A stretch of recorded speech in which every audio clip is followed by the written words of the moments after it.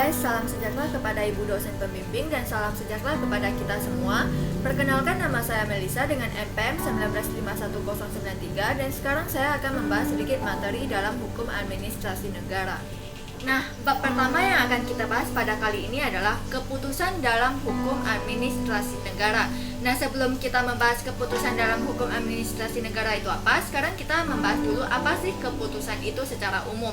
Nah, keputusan secara umum menurut saya adalah suatu keputusan atau suatu jawaban pasti terhadap pertanyaan ataupun suatu masalah. Dan sekarang kita masuk ke dalam keputusan hukum administrasi negara. Di dalam sini saya akan mengambil pemaparan tiga para ahli. Yang pertama ada Sederan Basa, dan yang kedua ada Huisman, dan yang ketiga adalah Utrecht. Nah, sekarang kita bahas dulu yang dipaparkan oleh Sederan Basa. Sederan Basa ini mengatakan keputusan itu adalah keputusan tertulis dari administrasi negara yang menimbulkan akibat hukum. Jadi dia mengatakan keputusan itu menimbulkan akibat hukum baik itu terhadap seseorang ataupun terhadap suatu badan. Dan Huisman ini mengatakan keputusan itu adalah keputusan dari organ pemerintahan yang menimbulkan akibat hukum. Nah, di sini Sederan Basa dan Huisman ini memiliki kesamaan di dalam pemaparannya, yang dimana kata kuncinya itu adalah yang menimbulkan akibat hukum. Jadi keduanya itu memiliki kata kunci menimbulkan akibat hukum. Nah, yang ketiga yang dipaparkan oleh Utrecht ini memaparkan berbeda dari Sederan Basa dan Huisman tadi. Utrecht ini memaparkan bahwa keputusan itu adalah perbuatan hukum publik yang bersegi satu oleh alat pemerintahan dan berdasarkan suatu kekuasaan istimewa gitu. Jadi berbeda dari Sederan Basa dan Huisman tersebut. Nah, sekarang menurut pasal 1 Undang-Undang Pasal 1 Angka 9 Undang-Undang Nomor 51 Tahun 2009 tentang Peradilan Tata Usaha Negara, keputusan itu adalah suatu penetapan tertulis oleh badan atau pejabat tata usaha negara yang bersifat konkret, individual, dan final yang menimbulkan akibat hukum. Nah, sekarang menjadi pertanyaan kita, apa sih konkret itu, individual, final dalam undang-undang tersebut atau dalam pasal tersebut? Nah, konkret ini adalah suatu keputusan yang tidak abstrak dan dapat ditentukan. Sedangkan individual adalah suatu keputusan yang ditujukan pada alamat tertentu atau pada seseorang. Dan yang terakhir adalah final. Apa sih final itu dalam pasal tersebut? Final ini mengatakan suatu keputusan yang sudah definitif. Jadi keputusan itu tidak perlu persetujuan dari instansi lain dan dia sudah dapat menimbulkan akibat hukum. Nah, sekarang kita akan membahas unsur keputusan tata usaha negara. Sekarang unsur keputusan tata usaha negara itu ada 5. Yang pertama adalah unsur pernyataan oleh sepihak dan kemudian dikeluarkan oleh organ pemerintahan. Yang ketiga adalah bersifat hukum publik. Dan ketiga adalah ditujukan untuk hal khusus, dan keempat adalah dan yang kelima adalah menimbulkan akibat hukum. Nah, sekarang pasti muncul di pikiran kita gimana sih kalau misalnya pejabat tata usaha negara itu tidak mengeluarkan keputusan? Ya, apakah itu dianggap sebagai keputusan juga atau gimana? Jadi sekarang itu sudah diatur di dalam pasal 3 Undang-Undang Nomor 5 Tahun 1986 yang mengatakan apabila pejabat tersebut atau badan tata usaha negara tidak mengeluarkan keputusan sedangkan itu merupakan kewajibannya, maka itu akan disebut juga sebagai keputusan.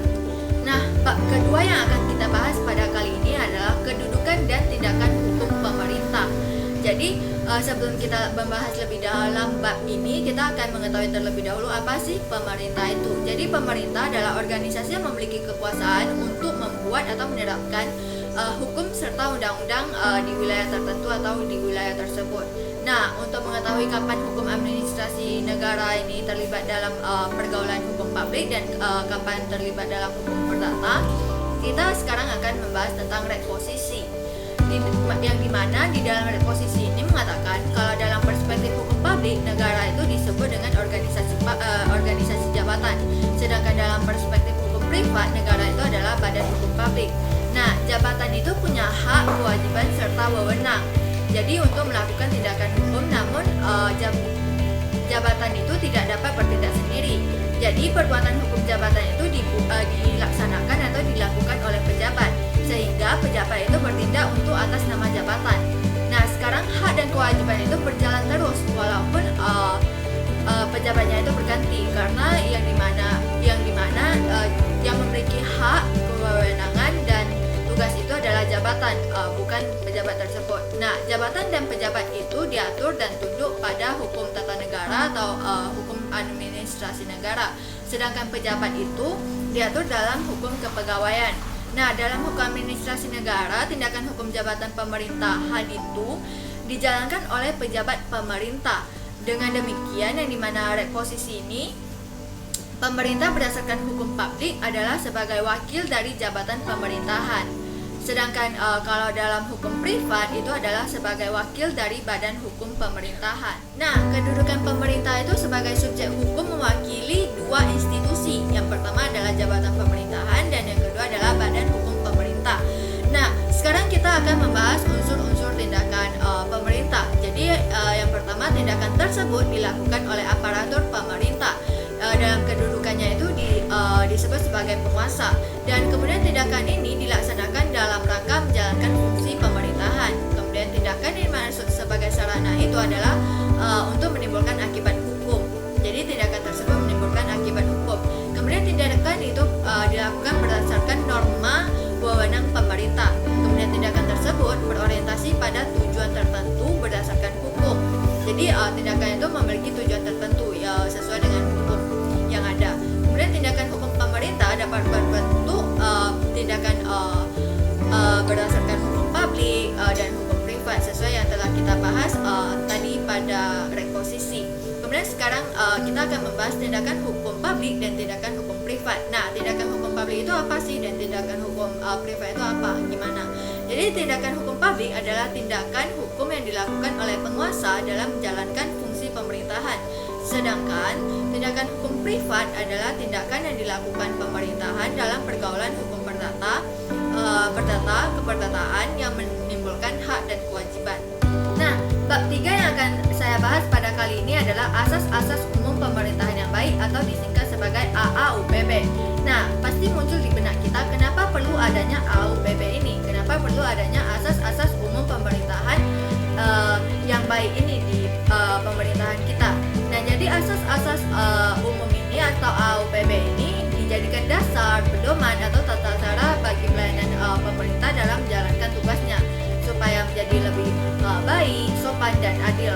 Jadi tidak semena-mena atau tidak sewenang-wenang pemerintah tersebut atau pelayanan tersebut. Nah, di dalam peraturan perundang-undang atau di dalam undang-undang telah diatur asas-asas AAUPB ini, dan diantaranya itu ada 8. Yang pertama, asas kepastian hukum. Asas kepastian hukum ini adalah asas yang melandaskan ketentuan peraturan perundang-undangan patut dan adil. Dan kemudian asas kemanfaatan. Asas kemanfaatan ini manfaat yang mempertimbangkan kepentingan para pihak atau menimbangkan misalnya pihak pria dan wanita, kelompok dengan kelompok, individu dengan individu, atau kelompok dengan individu.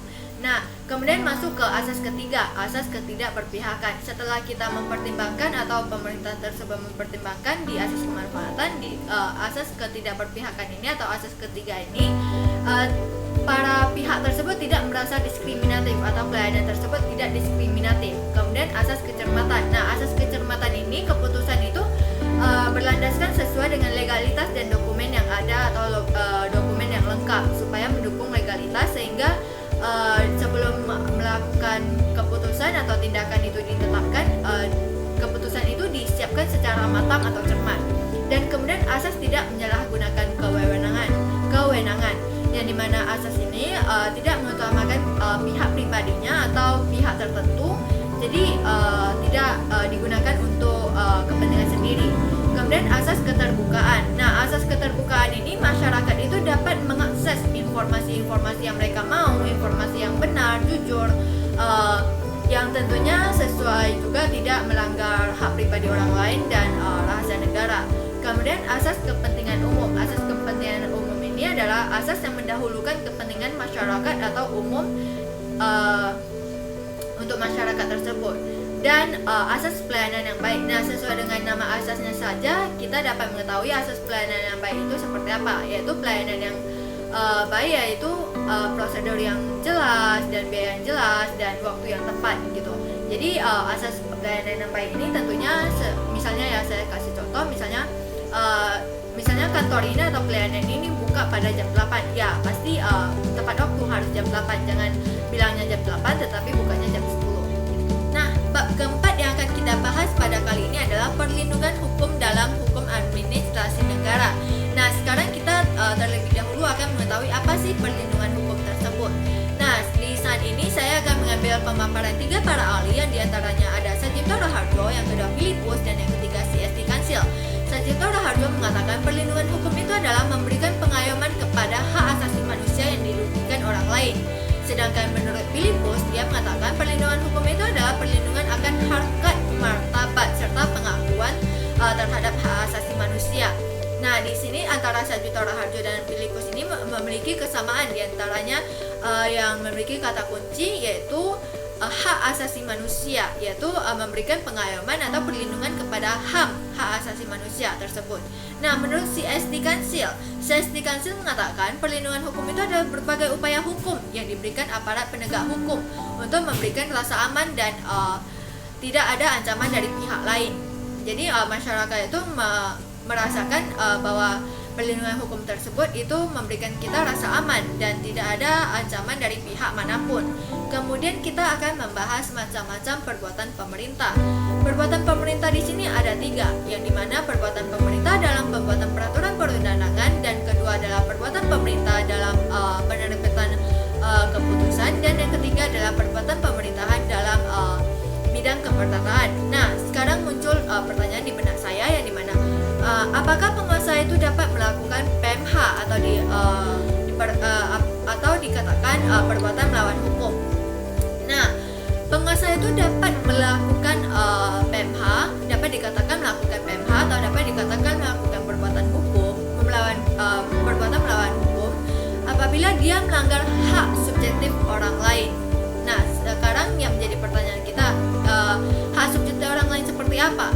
Nah, di sini kondisi yang dikatakan melanggar hak subjektif orang lain itu yang dimana penguasa tersebut dia yang perbuatan bersumber dari mungkin hukum publik atau hukum keperdataan, tetapi dia melanggar ketentuan dari kaidah hukum tersebut. Jadi itu bisa dikatakan apabila dia melanggar ketentuan tersebut, dia bisa dikatakan melakukan PMH atau perbuatan melawan hukum. Nah, kemudian sesuai dengan bab yang kita bahas, perlindungan hukum pada kali ini, sesuai dengan pasal 27 Undang-Undang Dasar 1945 mengatakan bahwa kita itu sama di depan hukum atau dikatakan equality before the law.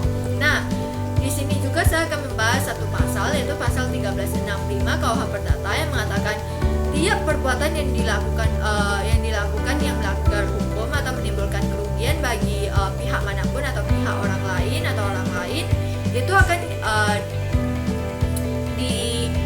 dikatakan itu harus mengganti kerugian tersebut. Jadi orang yang melakukan kerugian terhadap pihak orang lain akan mengganti kerugian tersebut gitu.